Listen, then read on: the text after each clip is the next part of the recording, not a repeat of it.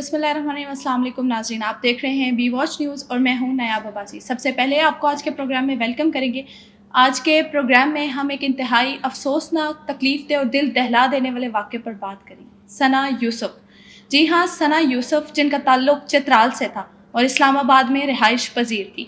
सना यूसुफ जो सिर्फ 17 साल की थी और एक रोशन मुस्तकबिल के ख्वाब के लिए आगे बढ़ रही थी।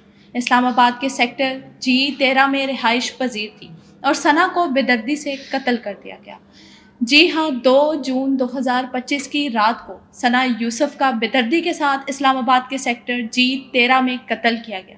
ये कत्ल क्यों किया गया, इसके पीछे क्या वजह थी, सना यूसुफ कौन थी, कहाँ से आई थी और यहाँ आने का मकसद क्या था, ये सारी डिटेल्स आज के प्रोग्राम में आपके साथ शेयर करेंगे।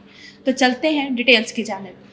जनाब, सना यूसुफ जो चित्राल से ताल्लुक़ रखती थी, इस्लामाबाद में रिहाइश पजीर थी, G13 सेक्टर में। उभरती हुई पाकिस्तानी टिकटॉक स्टार थी और उम्र सिर्फ 17 साल थी। सना ने सोशल मीडिया पर अपनी मुनफरिद और दिलकश वीडियोस के ज़रिए लाखों दिलों में जगह बनाई थी। इनके टिकटॉक और इंस्टाग्राम पर 4 मिलियन से ज़ायद फॉलोअर्स थे। सना एक बासलाहियत, पुरएतमाद और मुतासर कुन सोशल मीडिया करैक्टर थी। वो नई नस्ल की आवाज़ बन रही थी, ख़ास तौर पर उन लड़कियों की जो ख्वाब देखने की जुर्रत रखती थी। लेकिन अफसोसनाक कहानी का आगाज़ और इस ज़िंदगी का अख्ताम ऐसे हुआ कि उनकी ज़िंदगी छीन ली गई, बेदर्दी के साथ कत्ल कर दिया गया। कातिल एक मेहमान के भेस में उनके घर आया और करीब से गोली मार दी। 2 जून 2025 की रात एक मेहमान बनकर आने वाले शख्स ने घर में दाखिल होकर करीब से गोली मारकर कत्ल कर दिया। पुलिस के मुताबिक कातिल मौके से फरार हो गया और तहकीकात जारी हैं। अब इस कत्ल की क्या वजह थी, मुबैना तौर पर मकतूला ने कातिल के साथ कुछ वक्त गुजारा गया था, जिसके बाद वो अंदर दाखिल होकर कत्ल का इर्तिकाब करने के काबिल हुआ। तो एक बात यहाँ वाज़े होगी कि अगर सना यूसुफ ने कातिल के साथ कुछ वक्त बाहर गुजारा था तो उनके दरमियान कोई दोस्ती, कोई ताल्लुक़ कायम रहा होगा। और एक अंडरस्टूड सी बात है कि एक इंसान आपके घर में मेहमान बनकर जो आता है, वो वही लोग होते हैं जिनको आप जानते होते हैं, जिनको आपका एड्रेस मालूम होता है, जिनके आपके साथ अच्छे ताल्लुकात होते हैं।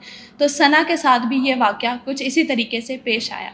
सना यूसुफ की मौत ने पूरे मुल्क में गम और गुस्से की लहर दौड़ा दी। सोशल मीडिया पर जस्टिस फॉर सना यूसुफ के हैशटैग के ज़रिए इंसाफ का मुतालबा किया जा रहा है। उनकी मौत ने ये सवाल उठाया है कि पाकिस्तान में ख़वातीन, ख़ास तौर पर वो जो अवामी ज़िंदगी गुजार रही हैं, कितनी महफूज हैं। ये वाक़या सिर्फ सना का कत्ल नहीं, ये हर उस लड़की के ख्वाबों पर हमला है जो माशरे में अपनी पहचान बनाना चाहती थी। ये सिर्फ एक हैशटैग नहीं, ये एक पुकार है इंसाफ की, तहफ़्फ़ुज़ की और औरतों के लिए इज़्ज़त की।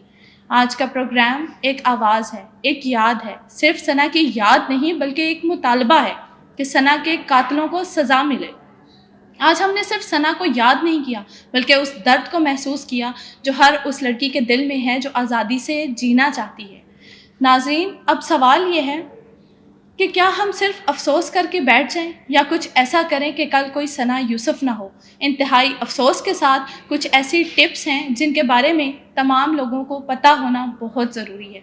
तो नाज़रीन, सबसे पहले जो सवाल आता है, अगर वो एक सोशल मीडिया कैरेक्टर थी, अगर वो एक इंस्टाग्राम स्टार थी, अगर वो टिकटॉक स्टार थी, तो सबसे पहले सना यूसुफ को किस चीज़ का इल्म होना चाहिए था? डिजिटल सिक्योरिटी की तालीम के बारे में सना को इल्म होना चाहिए था कि अपनी प्राइवेसी सेटिंग्स को समझना और इस्तेमाल करना किस तरह से बेहतर है। सना यूसुफ को मालूम होना चाहिए था कि सोशल मीडिया पर किस हद तक अपनी ज़ाती मालूमात शेयर कर सकती है और कौन सी ऐसी ज़ाती मालूमात हैं जिनको उसे शेयर नहीं करना चाहिए।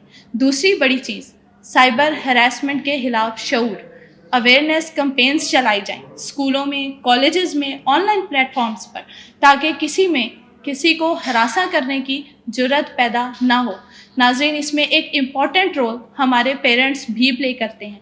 तो सना यूसुफ के वालिदैन का क्या किरदार होना चाहिए था? सना यूसुफ के वालिदैन को अपनी बच्ची की तमाम सरगर्मियों पर नज़र रखनी चाहिए थी, क्योंकि 17 साल की उम्र कोई इतनी पुख्ता उम्र नहीं होती कि इंसान अपना अच्छा बुरा समझ सके, उसको इतना पता हो कि वो सही और गलत में से किसका चुनाव बजाते खुद करेगी।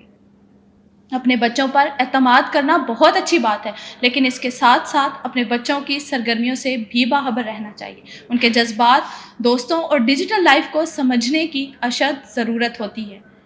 پانچویں امپورٹنٹ چیز، قانونی نظام تک رسائی۔ حکومت سے مطالبہ کریں کہ آن لائن جرائم اور خواتین کے خلاف تشدد پر فوری کارروائی ہو۔ خواتین کے لیے ہیلپ لائنز جو موجود ہیں ان کے بارے میں خواتین کو آگاہی دی جائے، ان کی معلومات ان تک پہنچائی جائیں، فوری رسپانس سسٹم کو بھی مؤثر بنایا جائے۔